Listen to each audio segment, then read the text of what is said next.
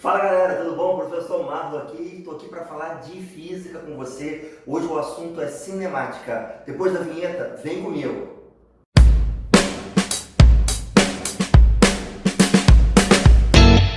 E aí, agora vamos começar a falar um pouquinho sobre física. Eu tenho certeza que você vai gostar. Mas antes de a gente começar, vai lá, curte, compartilhe. Ative o sininho para receber as notificações do canal e vamos embora que você vai aprender muita física hoje. O assunto de hoje é maneiríssimo. A gente vai falar sobre o início da mecânica, a parte de cinemática. É importante primeiro que você entenda, Marlon, cinemática estuda o quê? Para que eu possa me organizar nos meus estudos. A cinemática, ela trata de estudar os movimentos, mas fica ligado numa coisa, galera, você não vai ficar agora envolvido com as causas do movimento. Então a cinemática ela vai ajudar você a descrever o movimento sem se preocupar com as causas propriamente dito. Então fica atento a isso. Para a gente começar, é legal entender alguns conceitos que estão ligados à cinemática para que você tenha mais facilidade no decorrer. Ah, mas isso é difícil, isso é complicado? Óbvio que não. Primeira coisa que a gente quer chamar a atenção, que é famosíssimo quando você começa a estudar física, é aquela grande questão sobre movimento e repouso. E você fala assim, o que eu preciso saber? Palavra-chave, pessoal, referencial. Quando eu falo do referencial, eu estou falando do meu ponto de vista, é de onde eu enxergo a situação. Então, por exemplo, algo pode estar em movimento ou em repouso até ao mesmo tempo, dependendo dos referenciais que forem escolhidos para aquela situação. Então, é muito importante que você entenda isso. A primeira coisa é perceber que esse referencial ele vai ser escolhido, por exemplo, quando você está fazendo uma questão, às vezes pelo próprio autor da questão em relação ao texto. Então é importante estar muito ligado nisso daí. Quando a gente fala, por exemplo, de um carro vindo numa rua e tem uma pessoa na calçada. Para pensar numa situação simples, você provavelmente vive isso diversas vezes. Quando o carro está ali passando na sua frente, você fala assim, esse carro está em movimento. Por que você descreve como movimento uma situação como essa? É muito simples.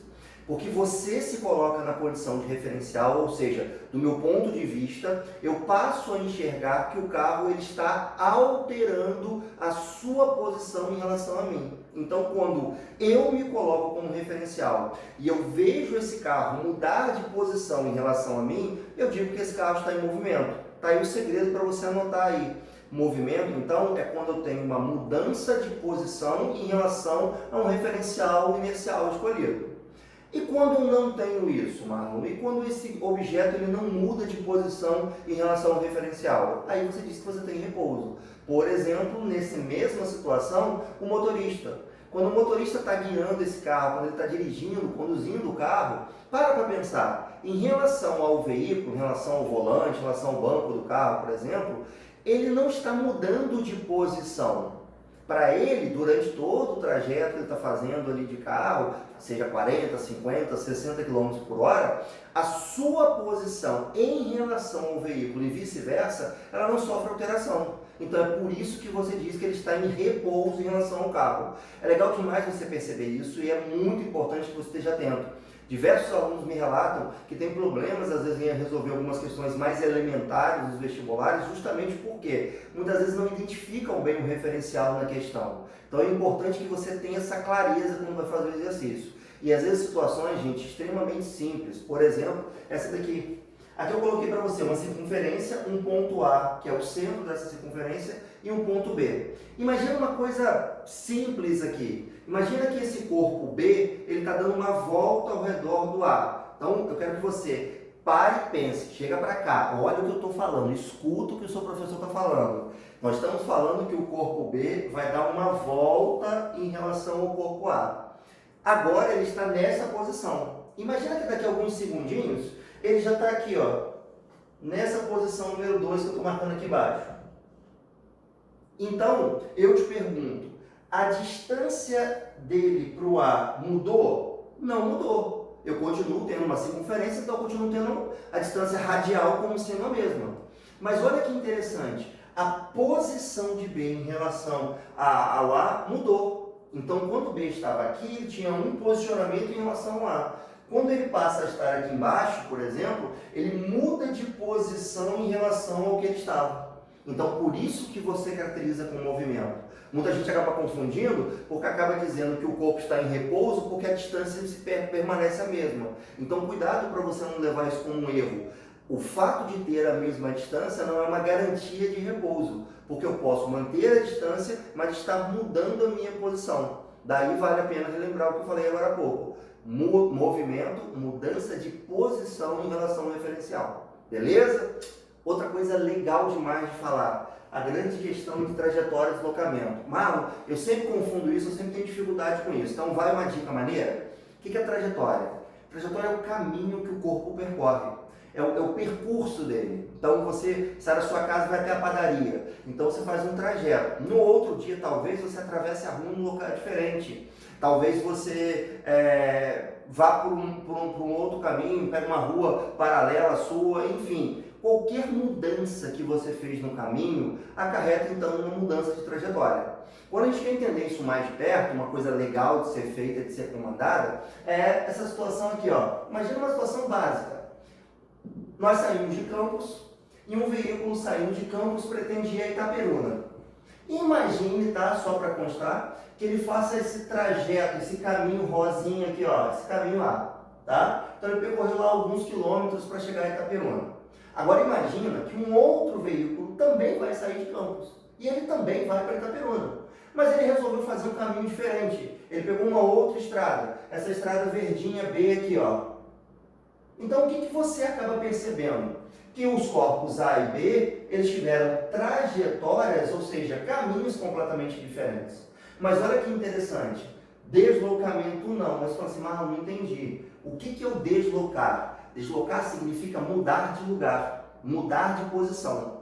E aí, quando você para analisar, repare, tanto o veículo A quanto o veículo B partiram do mesmo ponto e chegaram ao mesmo ponto. Ambos partiram de Campos, ambos foram a Itaperuna. Então a mudança de posição dos dois é a mesma, apesar de por trajetos diferentes. Então aí está o conceito de deslocamento. E aí vamos jogar a matemática para dentro dessa conversa aqui. Como a gente está medindo a mudança de posição, ou seja, o afastamento entre dois pontos, esse menor afastamento é medido através de uma linha reta. Por isso que a gente comenta sempre em sala de aula que o deslocamento ele é medido em linha reta, ou seja, ele é aferido com uma menor distância entre os dois pontos, o ponto de partida e o ponto final desejado, ok? Então, Campos e Itaperuna, carro A e carro B, trajetórias diferentes, deslocamentos iguais. Quer ver um exemplo maneiro, legal para isso? Olha aqui, quando a gente sai de A para B para C, fazendo esse trajeto aqui, de A para B 4 metros, de B para C 3 metros. Se você perguntar, Marlon, qual foi a trajetória de A até C? Trajetória? Pois é, 4 metros com 3 metros, nós estamos falando de uma trajetória de 7 metros. Ok? 7 metros percorridos. Mas se eu falo de deslocamento, tem uma mudança na conversa. Por quê? O deslocamento de A até C não vai levar em consideração o caminho que foi feito. Vai levar em consideração a menor distância entre esses dois pontos. Então a menor distância entre esses dois pontos está aqui, ó, do ponto A até o ponto C, a minha hipotenusa do triângulo aqui no contexto. Esse 5 aqui, só para te lembrar, ele saiu da divisão pitagórica, tá? Se você fizer o Pitágoras aqui, ó, hipotenusa ao quadrado igual a cateto ao quadrado mais cateto ao quadrado. Foi daí que saiu o 5. Então, o nosso deslocamento, 5 metros. O que eu estou querendo chamar a atenção aqui? É que você precisa perceber a diferença que trajetória e deslocamento podem ter no exercício. Muitas vezes a trajetória ela tem um valor completamente diferente do deslocamento que foi oferecido. Então, fica atento porque isso pode salvar você numa questão de prova. Uma terceira coisa legal de a gente comentar aqui é a questão das grandezas também. Muito aluno tem problema na física porque tem uma dificuldade de identificação de grandezas. Quando eu falo de identificação de grandezas, galera, eu falo sobre grandezas escalares e grandezas vetoriais. Poxa, mas estou desesperado, não lembro o que é isso. Relaxa, é bem simples de entender. O que é uma grandeza escalar? É uma grandeza que ela possui uma característica apenas. Ela possui o que nós chamamos de módulo ou intensidade, né? O que é isso, Marlon? É aquele valor que você tem na grandeza junto com a unidade. Então, por exemplo, quando eu falo de massa, volume, temperatura e tempo, perceba uma coisa, todas essas grandezas, elas têm um valor com uma unidade. Massa de 2 kg, massa de 400 gramas. Eu tenho um volume de 10 litros, um volume de 5 metros cúbicos. Eu tenho uma temperatura de 30 graus Celsius, tenho uma temperatura de 25 graus Celsius. Eu tenho um tempo de 1 hora, eu tenho um tempo de 10 minutos. Então, todas essas grandezas, elas são caracterizadas pelo seu módulo apenas. Qual é a diferença para o vetorial? No vetorial você precisa de mais do que isso. Você, além de caracterizar o módulo, você precisa orientar a grandeza. E o que essa orientação significa? Significa que a grandeza também precisa de uma direção e de um sentido. Então é interessante perceber isso. O que é direção e sentido na prática? A direção, gente, ela vai mostrar o plano em que o seu vetor está atuando. Por exemplo, quando você me diz, uma situação simples, que um corpo ele escorrega em cima de uma mesa num plano horizontal, aquele plano horizontal que você fala é a direção, tá? Quando você fala que uma gota de chuva cai na vertical, essa vertical que você fala é a direção. Então é interessante perceber isso, tá certo? E o sentido, Marlon? O sentido é diferente. O sentido é o caminho que eu vou fazer nesse plano. Então, por exemplo, quando eu estou num plano horizontal, eu posso me mover para a direita, eu posso me mover para a esquerda. Quando eu estou na vertical, eu posso descer, eu posso subir, ou seja, eu posso me mover para baixo ou para cima. Então, o sentido é o caminho que você vai percorrer numa dada direção. Essa que é a ideia. E a direção por si só é o plano em que você tem esse vetor atuando. Então é muito importante que você tenha essa mentalidade de distinguir para que você tenha mais facilidade em muitos caminhos que você vai lidar com vetores no decorrer do estudo de física, também no estudo de matemática. Uma coisa legal, ó, grandezas como velocidade, aceleração, força, deslocamento, são grandezas que você precisa entender que são vetores. Por exemplo, se eu chego para você e falo, olha, faz o favor, aplica uma força de 2 newtons numa cadeira. Você muitas vezes vai ficar perdido, sem saber se essa força é aplicada para a direita, para a esquerda, porque eu não te orientei. Eu apenas te dei o módulo da força, mas eu não disse para você qual a direção e o sentido. Então isso acaba levando você a ficar com uma certa dificuldade na hora de identificar o que tem que ser feito. Se eu falo para você, uma partícula se move com uma velocidade de 5 metros por segundo, você provavelmente fica com uma grande interrogação na cabeça pensando, mas ela está indo para onde? Para cima, para baixo? Então é muito importante em vários exercícios que eu consiga entender para onde o vetor está atuando para que eu possa saber como lidar com a situação. Então esses 3 tópicos são fundamentais para quem quer conhecer um pouquinho sobre os fundamentos básicos da cinemática. Espero que você tenha gostado, espero que você continue seguindo a gente no canal, porque tem muita coisa boa vindo por aí e com certeza você vai achar a física cada dia mais fácil. Valeu, galera!